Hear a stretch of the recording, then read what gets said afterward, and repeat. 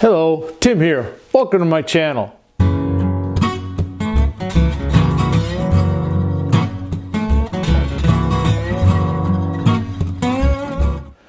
Today I've got a special project that I'm going to talk about, taking a disc like this that turn on the lathe and carving it into a snowflake.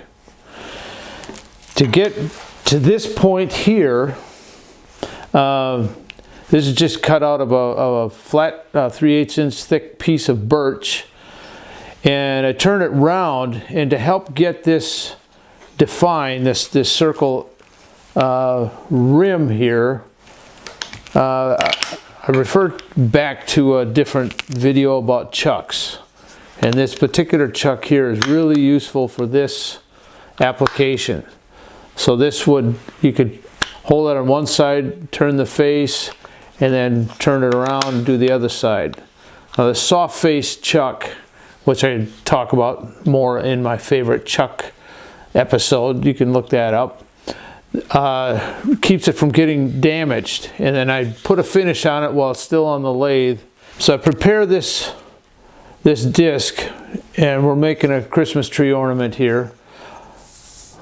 And I take a piece of leathers, but like shoelace, but this is a leather scrap that's been cut. I cut about 2-inch long piece of leather. I drilled a 3/16 hole and looped this in there and poked it in there, and then used some super glue to hold that in place. And that's what I did to prepare this for carving. This here is my jig that you'll see me using this. This is what I prepared it ahead of time to clamp in and hold this workpiece. And then there's a little allowance on each side here to put the loop in and tighten this down. So I hold it. So when I'm working on one side and then I want to flip it around, I can work on the other side as it becomes convenient to do so when you're doing carving a pattern. Now this particular idea I had demonstrated in one of my earliest videos on carving a cookie press, and you can see me do that. I decided to take that idea and make it into a Christmas tree ornament. On the back side I stamped in the date. So my intention now is maybe to do a bunch of these every year to mark the date. So that's where this idea comes from. What you'll do now, what I'm going to show you now, is just close up of me hand carving those parts. That's previously recorded, and then you'll see some of the other ones that I've done that are different. That's the joy of doing these things, that I don't have to copy what I just did. I just start over and see what becomes of it.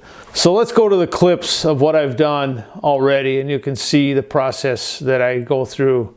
And sometimes you'll see me hesitate and because I can't decide how I'm going to start this out. But as I go and I think, I look, and maybe it needs a little more detail, and I add some more. So it isn't already pre-decided. I just have fun with it and go with it where it leads me. And maybe there's something to be inspiring to you as well. So let's have a look.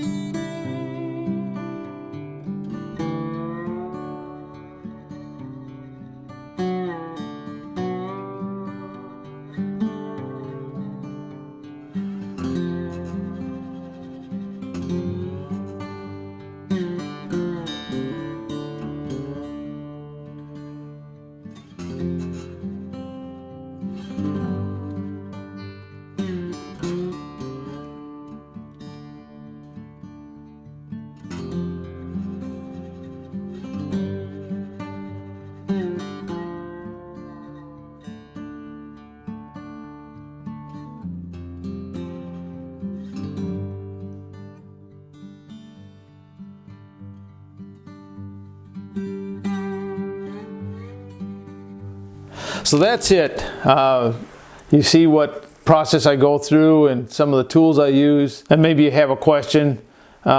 Please submit that and I'll answer your questions as best I can, and please subscribe and give it a thumbs up if you would, and we'll see you next time. Thanks for watching.